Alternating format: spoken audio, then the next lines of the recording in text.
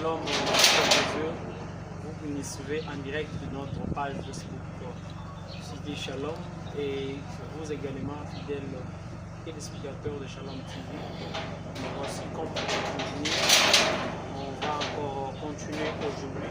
Je parle de notre église et des questions qu'on a abordées, l'historique, nous avions parlé, la vision de l'église, le logo, on a expliqué afin que le peuple de Dieu comprenne qu'est-ce que l'église de Shalom. Mais aujourd'hui, nous sommes encore avec le pasteur. On doit avoir la lumière. Ceux qui croient, ceux qui suivent l'église de Shalom se posent des questions pour pas de comprendre quelle est la devise de l'église de Shalom. Parce que cette église, les devises constituent des piliers, soit les programmes, les slogans majeurs. C'est disent nous on marche. Ceux qui viennent se joindre à nous, nous sommes la communauté de Shalom. Qu'est-ce qu'ils doivent dire? Quelle est notre devise? Comment ils doivent marcher? Merci beaucoup.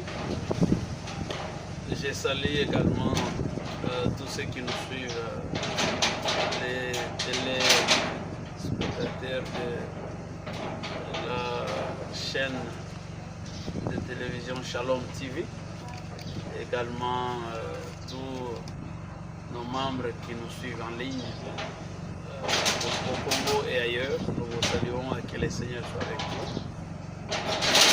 Je pense que par rapport à cette question sur la devise de l'Église, je pourrais plutôt commencer avec la doctrine, parce que la doctrine est beaucoup plus fondamentale et la devise vient également appuyer la doctrine. Et la semaine passée, le dimanche passé, nous avons parlé de la vision, nous avons parlé en ce qui concerne la dénomination. C'est dans la dénomination qui est l'historique a été inséré pour faire comprendre d'où est parti. Nous avons parlé du logo, quel est le message que le logo de l'église donne. Et ce soir, je pourrais résumer la doctrine de l'église en 8 points. La doctrine, c'est en fait la conviction de foi qui oriente notre marche. Et cette conviction de foi, je sais qu'elle pose beaucoup de problèmes. Nous avons discuté avec le pasteur dans la nuit de vendredi à samedi, dans notre veillée, où nous avons discuté sur les questions controversées bibliques.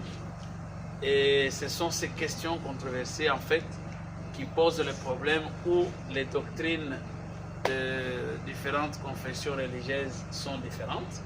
Ce qui semble montrer au monde que les églises sont en opposition, les unes contre les autres. Je voudrais ici inviter tous les bien-aimés, frères et sœurs, qui nous suivent, à comprendre qu'à cause de notre conviction doctrinale, nous ne sommes pas divisés. C'est une ligne directrice, une marche, une conduite que l'Église se donne pour asseoir ses enseignements d'aujourd'hui, de demain et des générations à venir. Et donc, Cité Shalom en tant qu'Église a son premier principe qui fonde la doctrine, parce que nous en avons 8. Le premier qui parle de l'existence de Dieu.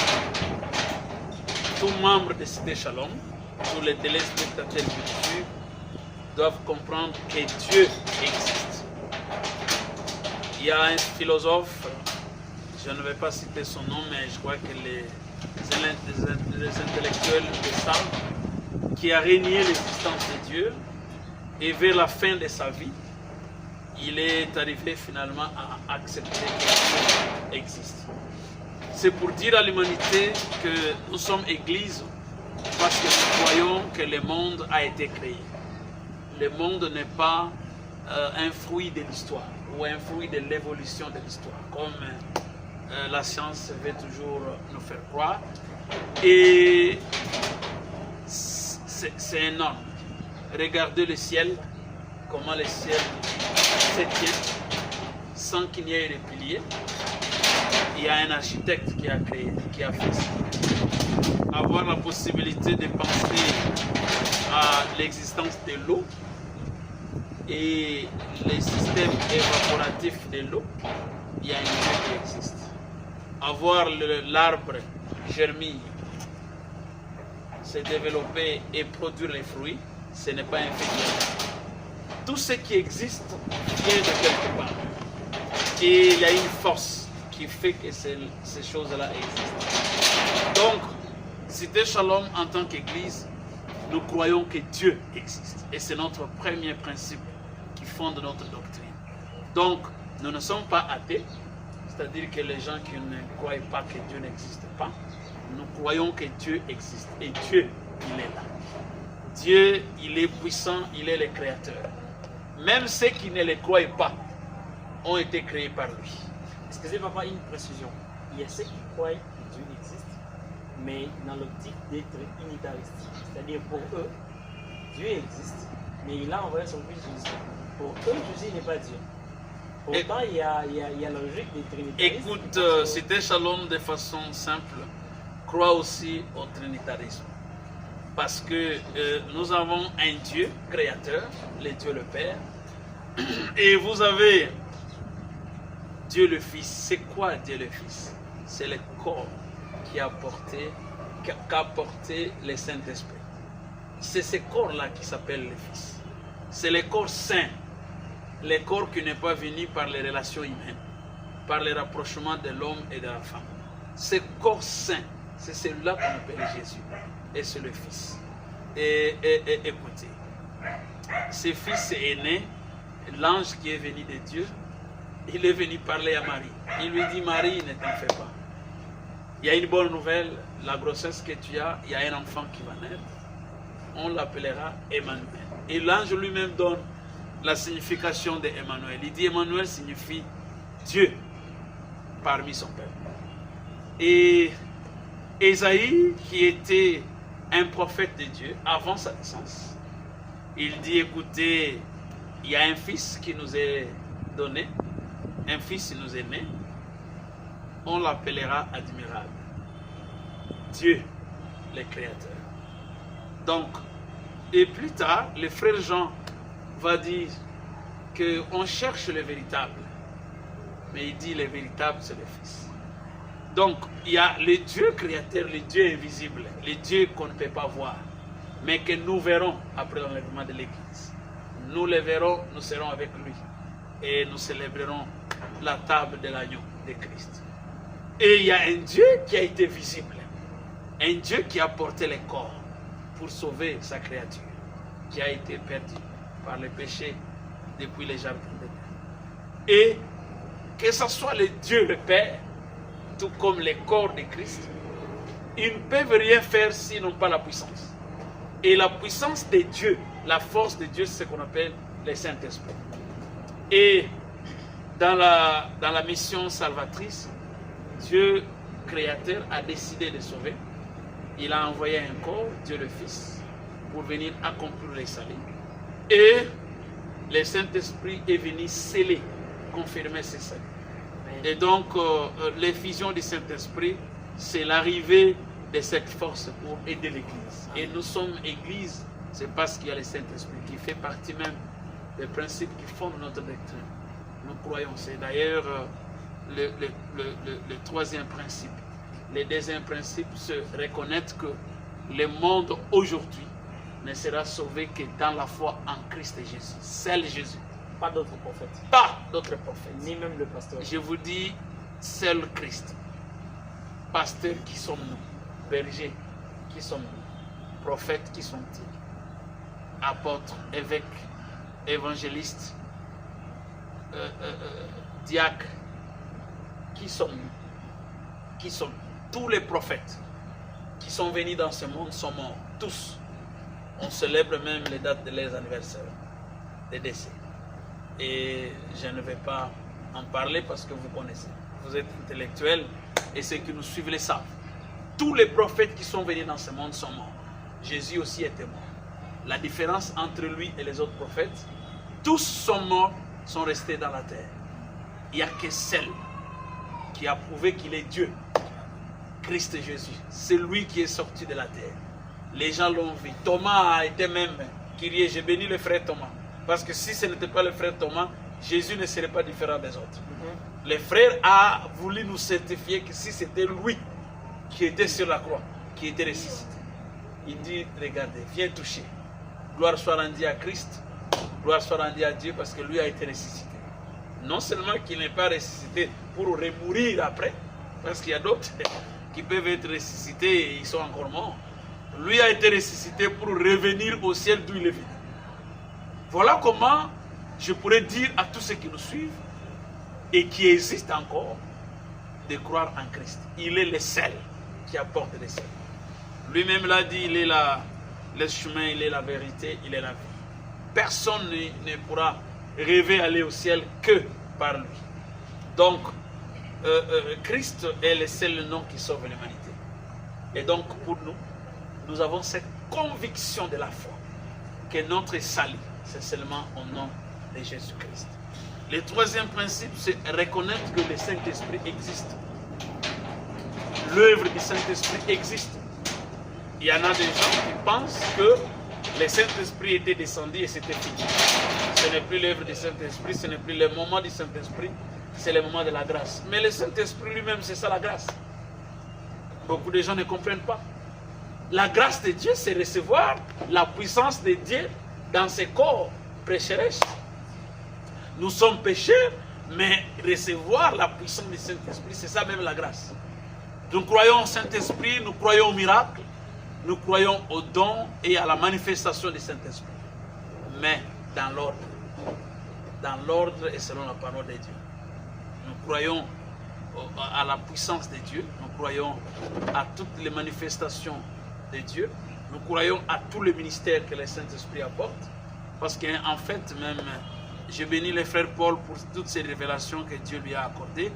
Il dit, nous sommes plus que un, nous sommes nombreux, nous œuvrons de plusieurs manières, mais la seule force qui agit en nous et qui donne à chacun la mérite de sa grâce, c'est le Saint-Esprit. C'est lui qui fait toutes ces choses. Et comme nous croyons au Saint-Esprit, nous croyons également au ministère du baptême. Nous croyons au ministère du baptême et pour nous, le baptême, c'est le baptême par l'immersion en eau profonde. Nous ne croyons pas au baptême pour traverser le feu. Nous ne croyons pas au baptême par l'eau sur la tête. Nous croyons au baptême, le baptême que Jésus lui-même a eu. Tous ceux qui prêchent, qui lisent la Bible savent que Jésus, ce n'est pas un gobelet qu'on lui a versé sur la tête. Et il est parti par une rivière, tout le monde le sait. Et il a demandé à Jean de le baptiser parce qu'il fallait accomplir. Et nous suivons le Seigneur. Nous n'avons pas un modèle pour nous. Nous avons un modèle que Jésus nous a donné. Donc nous croyons au baptême. Et à cause des questions controversées bibliques, il y a ces débats, le baptême au nom du Père, du Fils et du Saint-Esprit. Ça, c'est le Seigneur qui l'a dit en Matthieu chapitre 28. Et il y a le baptême au nom de Jésus. Et je crois que pour nous, nous sommes beaucoup convaincus sur le baptême selon l'ordre de Christ, au nom du Père, du Fils et du Saint-Esprit. Mais aussi, nous ne refusons pas le baptême au nom de Jésus. Et pour nous, il n'y en a pas un problème à ce que pasteur Mukendi baptise au nom de Jésus. C'est le nom qui fait partie de notre principe doctrinal, le deuxième principe, qui est le seul nom qui sauve. Et il y a le pasteur José qui baptise au nom du Père et du Fils. Je ne crois pas qu'il y aura aussi un problème. Personne ne ratera le ciel à cause de ce baptême, le plus grand baptême que nous recherchons, c'est la nouvelle naissance. C'est la nouvelle naissance. C'est être transformé, être né de nouveau, être revêtu de nous, être un homme né de nouveau. Parce que pour moi, je voudrais même tant préciser qu'il y a beaucoup de gens qui diront qu'ils ont été baptisés en eau profonde et qui rateront le ciel. Parce que le ciel, ce n'est pas seulement pour l'eau. Le ciel, c'est pour la transformation de l'esprit, de l'âme et de notre habitude. Et comme nous croyons au Saint-Esprit, j'aborde directement le 5e principe qui fonde la doctrine de l'Église. Le Saint-Esprit, quand il agit, il ne choisit pas de qui il s'agit, d'un homme ou d'une femme. Non. D'un enfant ou d'un vieux. Le Saint-Esprit cherche toute âme disposée à les recevoir et à accepter de vivre ses œuvres. Et donc, un homme peut recevoir le Saint-Esprit, une femme peut recevoir le Saint-Esprit. Dans Cité Shalom, l'homme peut servir le Seigneur en toute liberté, la femme peut servir le Seigneur en toute liberté. Et ce n'est pas comme on dit toujours, ce n'est pas une domination occidentale dans Cité Shalom. Nous sommes une église qui a commencé au Congo. Nous avons évolué au Congo. Et nous sommes en train d'évoluer avec le Seigneur où il nous amène. Donc, le fait que la femme travaille dans Cité Shalom, ce n'est pas un principe qui a été imposé par quelqu'un qui le venait de l'extérieur. C'est une conviction du Saint-Esprit qui agit dans l'homme, qui agit dans la femme. D'ailleurs, je pourrais aider les téléspectateurs qui nous suivent, que nous avons le débat de la chair, de l'homme et de la femme. C'est parce que nous sommes dans ce monde. À la résurrection des morts, le Seigneur a dit, il n'y aura pas d'homme, il n'y aura pas de femme. Nous tous, nous serons transformés comme des anges de Dieu. Donc, nous avons ce débat ici dans ce monde. Mais moi, je dirais, avec les autres serviteurs, servants de Dieu, que nous ne pouvons pas empêcher aux hommes de travailler. Parce que les jours qui seront devant le Seigneur, ils ne diront pas à Dieu que c'est pasteur David, c'est pasteur Mukendi, c'est pasteur Kapambala, c'est pasteur Kiler, c'est pasteur Akilimali, c'est pasteur Misenga, c'est pasteur Massoudi, c'est pasteur David Abumba qui m'a interdit de servir. Chacun doit répondre devant son Dieu selon ce qu'il a pu faire. Et nous ne voulons pas aussi qu'il y ait des celles qui se camouflent derrière nous pour dire qu'ils n'ont pas servi le Seigneur parce que nous les hommes, nous les avons empêchés. Demain, après-demain, maman Joël ira dire adieu, ou maman Nancy, ou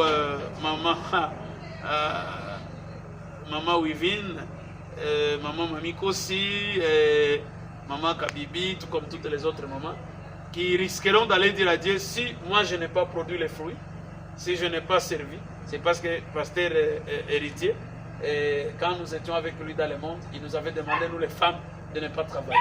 Nous ne porterons pas cette charge-là devant le Seigneur. Les femmes, vous devez travailler et vous devez aller répondre de ce que vous avez donné. Chacun et chacune d'entre vous doit aller présenter les fruits de son travail devant le Seigneur. Nous ne porterons pas ces fardeaux-là. Chacun d'entre vous travaillera, servira son Dieu pour aller présenter l'œuvre du travail. Parce que vous savez, au ciel, on ne servira pas les gens qui viennent prier à l'église. Les salaires, c'est pour les travailleurs. Okay. Je reprends encore. Les salaires, c'est pour les travailleurs. Et non pour les enfants. La rémunération, c'est pour les travailleurs. Les enfants, c'est la nourriture. Ils peuvent manger. Mais s'il y a des femmes qui pensent qu'elles ont été toujours bloquées pour ne pas travailler, elles ont le choix. Parce qu'au ciel, la Bible dit, on aura des places en fonction du résultat de votre travail. Et ce n'est pas moi, je dirais aux sœurs femmes de ne pas travailler. Cité Shalom est convaincu que les hommes peuvent travailler, les femmes peuvent travailler. Les frères Paul d'ailleurs l'a confirmé. Il a servi le Seigneur avec des apôtres femmes dans Romains chapitre 16, verset 6. Et donc, qui suis-je moi pour interdire à une femme que le Saint-Esprit a saisi pour ne pas prêcher? Qui suis-je? Elle va prêcher, elle va servir le Seigneur. Donc dans Cité Shalom, nous reconnaissons que le Saint-Esprit peut travailler avec une femme, peut travailler avec un homme. Heureusement que nous avons commencé quand même de bels exemples. Nous avons déjà une église conduite par une femme, ici à Kinshasa, dans la ville de Kinshasa. Et nous en aurons encore, nous en aurons encore. Donc nous prions que le Seigneur délivre nos sœurs pour qu'elle serve le Seigneur avec l'œuvre du Saint-Esprit. Et le sixième principe, c'est le principe qui dit que pour que le peuple de Dieu rêve recevoir la richesse, vous devez travailler. La richesse ne vient pas avec la prière. C'est pourquoi dans Cité Shalom, on ne prend pas le peuple de Dieu toute la journée. C'est impossible. Dans Cité Shalom, tous les pasteurs doivent travailler. Commençant par moi-même. Vous devez avoir, au-delà de la prêche, au-delà de l'hôtel, vous devez aussi avoir une autre activité qui vous permet de travailler. Et ça, c'est pour toute l'Église. Si vous rêvez la richesse, vous devez travailler. Vous ne pouvez pas rêver la richesse dans la prière. La richesse et la prière sont des choses différentes. Pour avoir la richesse, tu pries pour la délivrance, mais pour gagner la richesse, il faut travailler. C'est en travaillant que vous allez gagner la richesse. Donc pour nous, dans Cité Shalom, tous les enfants de Dieu sont appelés à travailler.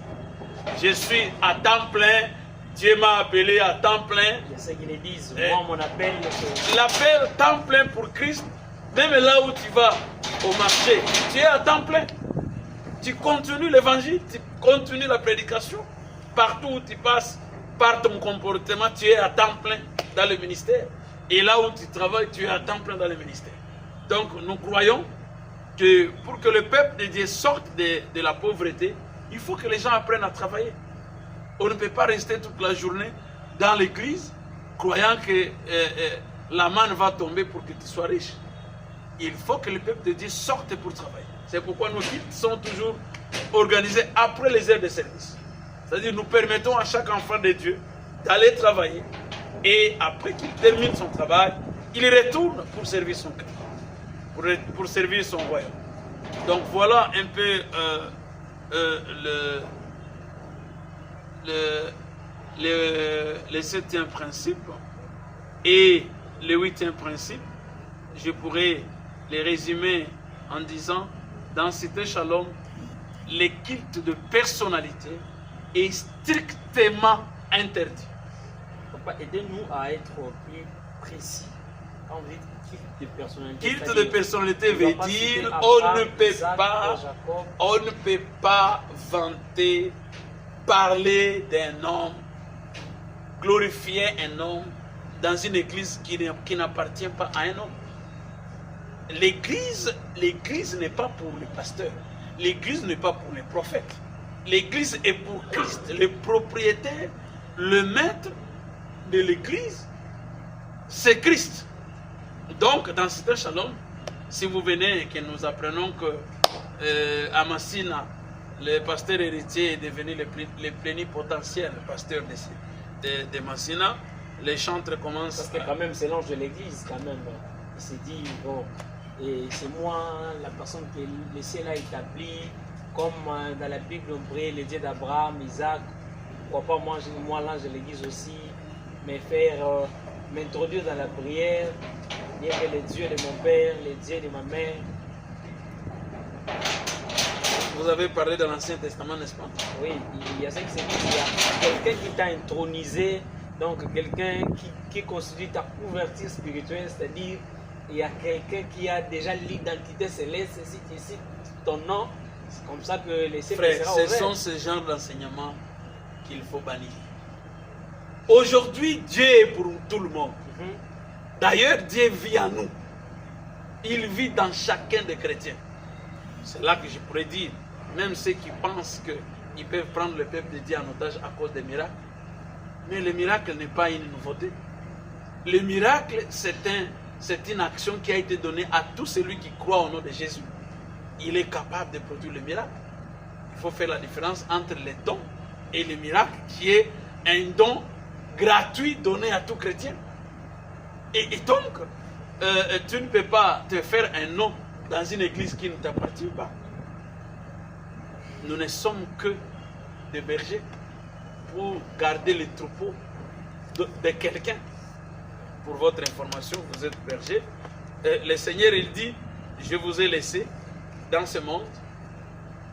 Vous n'avez que le mandat de garder mon église. s'il y a l'ivraie, s'il y a le blé, gardez-les. Moi-même, je déciderai après. Donc, je ne peux pas venir prendre une position dans l'église qui ne m'appartient pas. Je suis juste un serviteur. Les propriétés de l'église, c'est Christ. Nous devons élever Christ. C'est pourquoi dans Cité Shalom, vous ne pouvez jamais retrouver la chaise du pasteur devant. C'est impossible. Parce que le pasteur n'est pas propriété de l'église. Élevons Christ. Les chantres, élevons Christ. Et si vous êtes fatigué de ne pas élever Christ, fermez la bouche. C'est encore important. Vous pouvez garder votre énergie pour encore revenir pour élever Christ prochainement.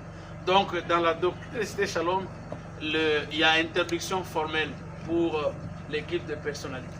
C'est pourquoi on ne peut pas prêcher pasteur David. On ne peut pas prêcher pasteur Moukemi. On ne peut pas prêcher un pasteur. On ne peut pas parler d'un homme. Lorsqu'on parle de Christ, dans Cité Shalom, on présente la croix, on présente les saints. Voilà un peu comment je résume la doctrine de l'Église. Il y a un point que je voudrais aussi comprendre. Quelle est la position de l'Église Cité Shalom par rapport à l'enlèvement? Parce qu'il y a des ceux qui disent, mais bon, comme nous sommes, vous voyez l'unité déjà partout, l'Église de Dieu, il y a ceux qui se disent, il y a déjà les sceaux qui circulent, il y a les 66. Qu'est-ce dit Cité Shalom par rapport à ça? Cité Shalom croit, elle est Cité Shalom, elle est église parce qu'elle prépare ses membres à l'enlèvement. Tout simplement parce que l'enlèvement n'est pas encore venu. Nous aspirons à l'enlèvement. Nous rêvons cet enlèvement. Et nous croyons que nous participerons à cet enlèvement. Je prie le Seigneur pour que tous les frères, toutes les sœurs avec qui nous partageons la foi dans Cité Shalom, que Dieu nous donne cette grâce pour participer à l'enlèvement de l'Église. L'enlèvement de l'Église arrive. Elle n'est pas encore là. Nous l'attendons. Je pourrais même préciser aussi, parce qu'il y a des sujets importants que je voudrais préciser ici. Il y a la question du mariage. Aujourd'hui, le monde, je vis, il y a des conférences des évêques de certains pays qui reconnaissent les mariages entre les hommes et les hommes, les mariages entre les femmes et les femmes. Cité Shalom reconnaît que dès la création, Dieu a créé l'homme et la femme. Il les a dit, multipliez-vous, remplissez la terre. Le mariage que Cité Shalom reconnaît, c'est le mariage entre un homme de sexe masculin et une femme de sexe féminin. C'est ça le mariage qui est reconnu dans Cité Shalom. Je voudrais être très formel et très clair aussi en cette matière. Et c'est même Dieu qui a établi ça. Donc la perversion de l'homme, la perversion humaine, l'égarement de l'homme ne peut pas changer ce que Dieu a créé. Nous croyons à un mariage entre un homme de sexe masculin et une femme de sexe féminin. Une femme qui a les seins et un homme qui n'a pas de seins. Donc voilà un peu quelques questions importantes que je voudrais aussi préciser dans cette question de la doctrine. Merci beaucoup, papa. Je crois que vous avez la parole directement pour aborder la question des devises, qu'on sache quelle est la manière de faire ici, comme disent les Quinois. Écoute, la devise de Cité Shalom a 4 mots, tout simplement. C'est-à-dire, tout enfant de Dieu dans Cité Shalom doit comprendre que notre mode de vie, notre conduite, c'est en 4 mots. Le premier mot, c'est la sanctification. Un peuple qui rêve participer à l'enlèvement, il doit se garder saint. Vous ne pouvez pas rêver l'enlèvement si vous n'êtes pas saint. Et cette sainteté ne doit pas être une sainteté hypocrite. Vous êtes saint parce que vous êtes devant les autres serviteurs. Mais quand vous êtes seul, vous êtes soulard. Vous êtes fumeur de chant. Vous êtes un menteur. Vous êtes quelqu'un qui ne respecte pas les principes de Dieu. C'est une sainteté qui doit d'abord venir de l'intérieur de l'homme. C'est une sainteté qui doit être une vie de chaque jour. Le matin, à midi, le soir, la nuit, je dois être saint. Et Dieu nous a dit que nous devons être saints parce que lui-même est saint. Et donc, nous sommes saints également par le sang de Jésus. Donc voilà le premier mot qui marque la devise de Cité Shalom. Le deuxième mot, c'est l'amour. Christ a dit à ses disciples, on reconnaîtra que vous m'appartenez lorsqu'on verra en vous que vous êtes un, que vous vivez dans l'unité. Il dit, comme moi et mon Père, nous sommes un, je vous invite aussi à être un. Donc, nous, en tant que Cité Shalom, nous croyons à cette unité. Et nous devons vivre dans l'unité. Même dans la diversité, nous devons toujours garder notre unité. Parce que vous devez savoir que là où vivent les hommes, il y a toujours des questions, il y a toujours des situations, il y a toujours des contradictions. Dans nos contradictions, nous gardons notre unité. Cité Shalom, c'est l'unité. Et le troisième mot qui présente Cité Shalom, c'est l'amour. Dans Cité Shalom, on ne peut pas rêver que le pasteur puisse se bagarrer. On ne peut pas rêver que le pasteur puisse se quereller. On ne peut pas rêver qu'il y ait des groupes. Les groupes qui soutiennent, les groupes de soutien au pasteur Tshisekedi et les groupes de soutien au pasteur Mamikosi. Non, nous, c'est ici le pasteur Mukendi, ça vous allez le retrouver sur le... Non. Notre amour, c'est un amour sincère, un amour vrai. Sans autres arrière-pensées. L'amour qui est dans le Seigneur. L'amour qui ne peut pas, je ne peux pas souhaiter que quelque malheur arrive à un membre de l'Église parce que je ne l'aime pas. Je ne peux pas aussi souhaiter qu'un frère soit dans un problème, une sœur soit dans un problème parce que je ne l'aime pas. Nous devons présenter l'amour et l'amour très vrai. L'amour sincère. Ça, c'est le troisième, les mots qui gardent la devise de Cité Shalom. Et il y a ce que moi j'appelle toujours les mots phares. Les mots qui expriment Cité Shalom. La marque déposée. La marque déposée. L'empreinte de Cité Shalom. C'est l'humilité. Nous prions le Seigneur pour que nous-mêmes, nous restions humbles avec le Seigneur. Et que les peuples de Dieu qui nous suivent comprennent que l'humilité, c'est la vertu intrinsèque. C'est la vertu intrinsèque de notre marche. Tout enfant de Dieu de Cité Shalom doit comprendre que on ne peut pas vivre et plaire le Seigneur si nous sommes orgueilleux. Malheureusement, les orgueilleux ne reconnaissent pas, n'acceptent pas qu'ils sont orgueilleux. Tout est orgueilleux celui qui se pense être plus meilleur que tous les autres. Est orgueilleux celui qui pense qu'il ne peut pas être enseigné des autres, qu'il ne peut pas être aidé par les autres. Un orgueilleux, c'est celui qui refuse d'écouter les conseils des autres. Un orgueilleux, c'est quelqu'un qui croit qu'il connaît tout, qu'il comprend tout. Or, dans ce monde, même la parole de Dieu nous dit, nous connaissons en partie. Nous devons être humbles d'accepter les conseils des autres. Nous devons être humbles d'accepter les conseils de Dieu. Nous devons être humbles de marcher selon la marche de la parole de Dieu. Nous devons être humbles pour reconnaître les mérites et les valeurs des autres. Je ne suis pas le meilleur, je ne le serai jamais. Je ne suis pas le meilleur pasteur, je ne le serai jamais. Il y en a eu de meilleurs pasteurs, il y en aura encore de meilleurs pasteurs. Et Cité Shalom n'est pas la meilleure église. Elle n'est pas non plus la seule église où Dieu existe. À cause de notre marque déposée, l'humilité. Voilà les trois mots qui résument la devise de l'église Cité Shalom. Je crois que j'ai donné, j'ai parlé de l'unité. Vous n'avez que le numéro 3 points. J'ai parlé de la sanctification, j'ai parlé de l'amour, j'ai parlé de l'unité. Et je viens de parler de l'unité.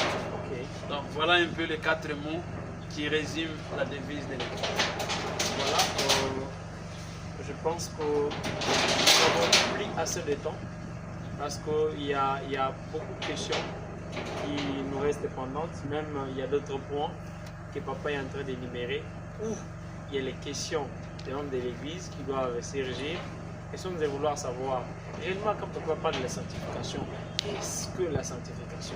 Parce qu'il y a des gens que nous voyons, c'est ce qui se vit dans la ville, ou c'est parce qu'un frère il est déjà consacré, mais bon, on ne peut pas poursuivre sa vie. Ils se disent même que suivez ce que je vous dis et non ce que moi j'ai fait. Mais bon, ce sont des questions peut-être que nous aborderons avec la suite des temps, mais je ne sais pas si le temps nous permettrait que ceux qui nous suivent et les serviteurs de l'église de Shalom puissent comprendre quelle est la promesse qui est liée à tout serviteur. Parce que même Pierre, en suivant Jésus, quand même, il a demandé. nous suivons, qu'est-ce que nous aurons en retour? Quand Dieu a parlé avec vous pour cette mission, qu'a-t-il dit réellement à ceux qui vont lui servir et à ceux qui vont le suivre dans cette œuvre? Cité Shalom a une forte promesse. Et la promesse de Cité Shalom se retrouve dans Jean chapitre 15. Le chapitre entier de Jean, chapitre 15. Le Seigneur, il dit que il est le vrai cep et nous sommes ses saints. Et si nous sommes rattachés à lui, nous ne manquerons jamais de fruits. Donc, la plus grande promesse, c'est que tous les enfants de Dieu de l'église de Shalom doivent rester rattachés à Christ, connectés à Christ.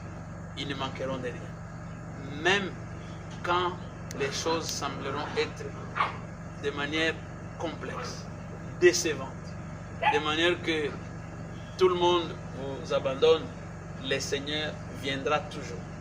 Comme votre cep, en tant que sarment, vous produirez les fruits.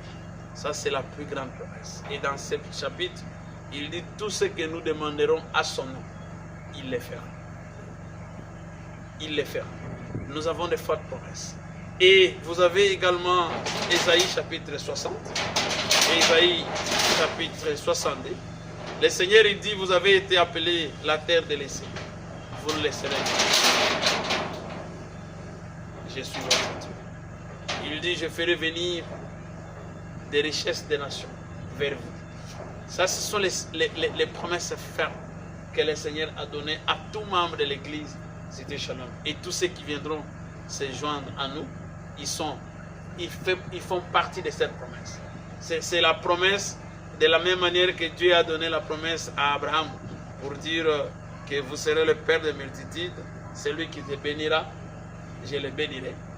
Dans Cité Shalom, si vous êtes membre de Cité Shalom, vous êtes les sarments du Saint, qui est notre Christ. Vous ne manquerez de rien. Même quand vous n'avez rien, le Seigneur est là. Il est votre richesse. Même dans une situation très difficile, le Seigneur est là.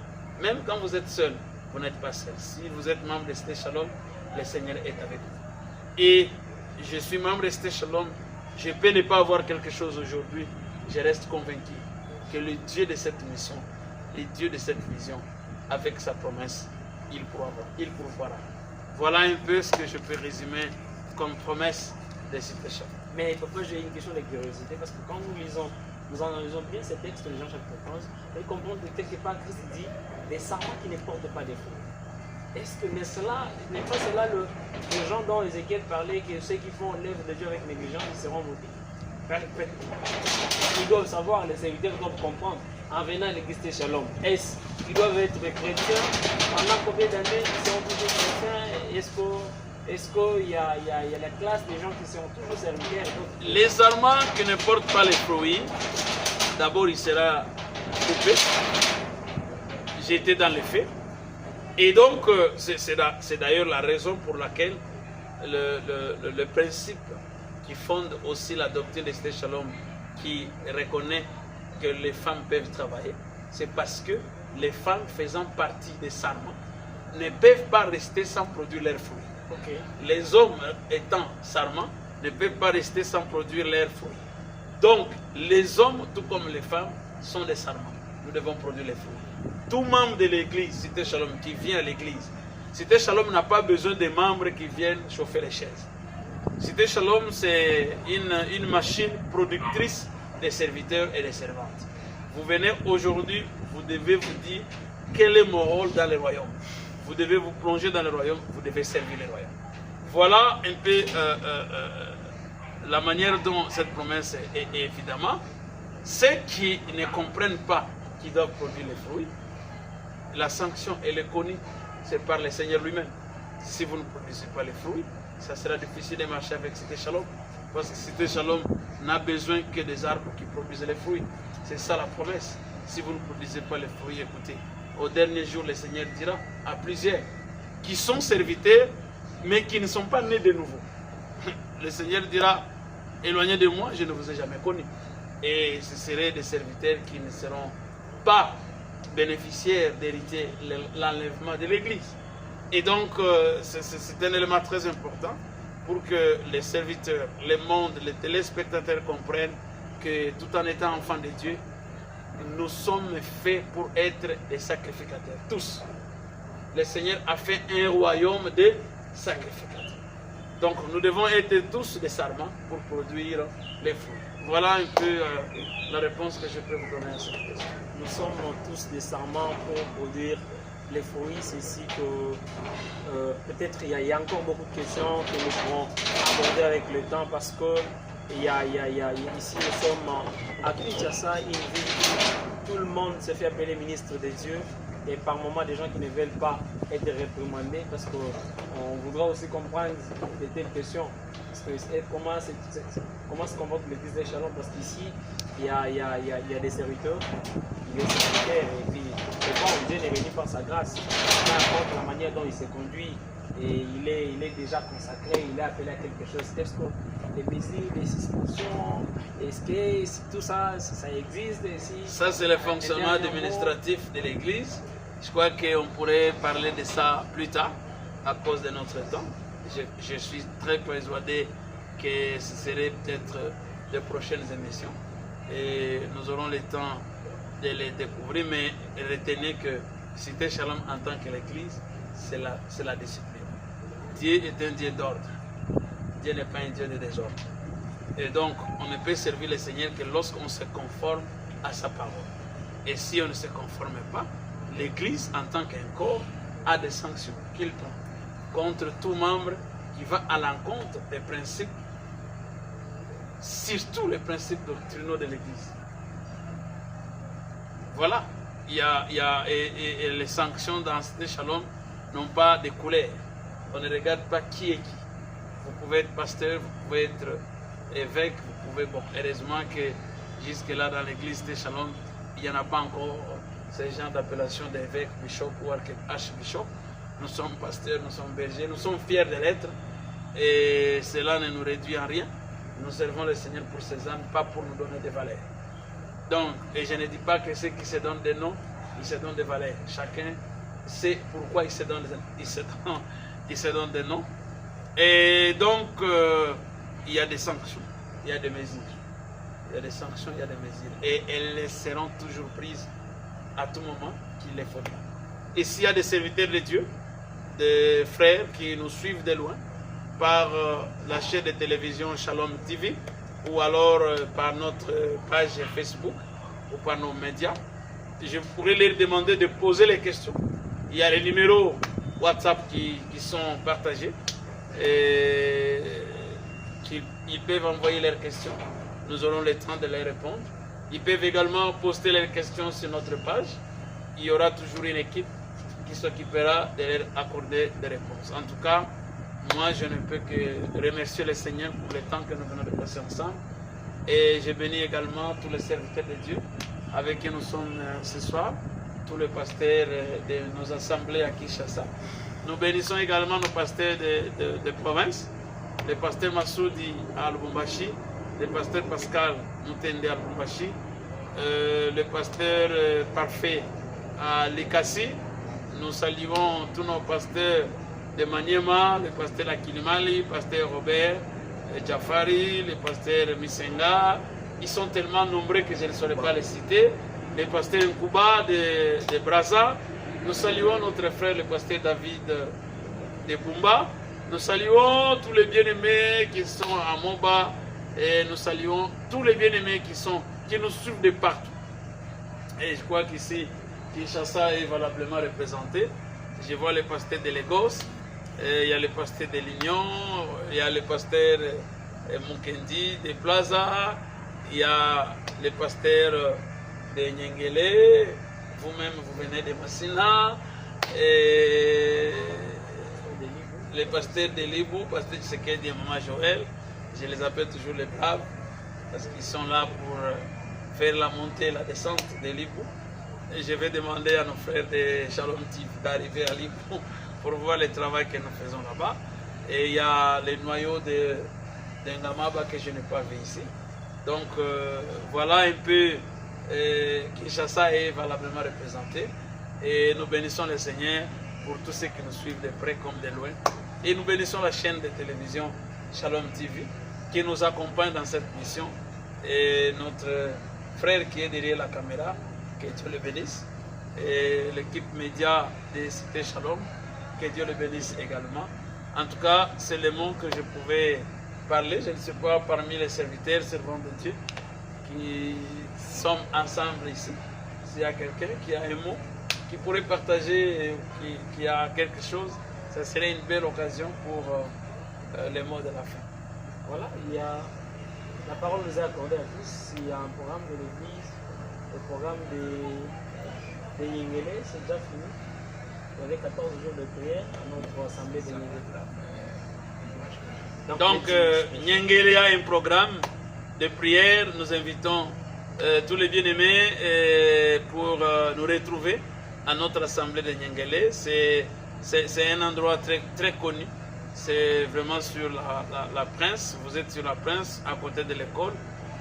Juste lorsque vous descendez la descente des FPI, et avant le poste de la police à droite, il y a une grande école.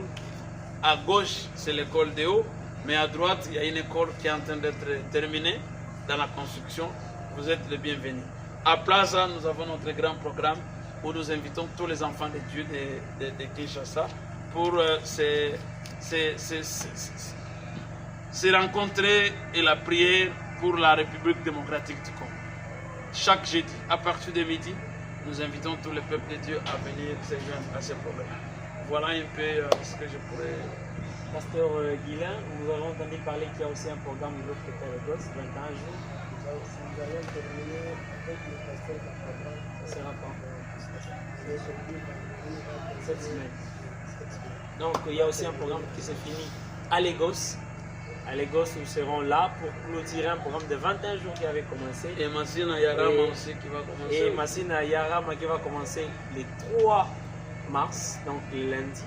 Ce dimanche, on a des programmes qui se clôturent dans nos deux assemblées, Yengele et Lagos, qui vont clôturer des moments de prière. Il y avait 14 jours de l'autre côté aussi il y avait 21 jours de prière. Et Massina aussi qui va commencer 18 jours de prière. Vous qui êtes proches de nos assemblées, de partout où vous êtes, quand on a écrit Cité Shalom, c'est nous. C'est nous.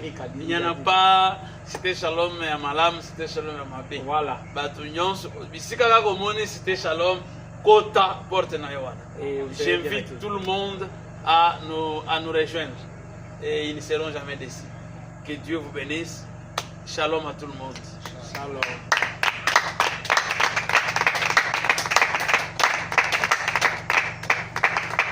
Avant de lancer les guerres, il n'y a pas de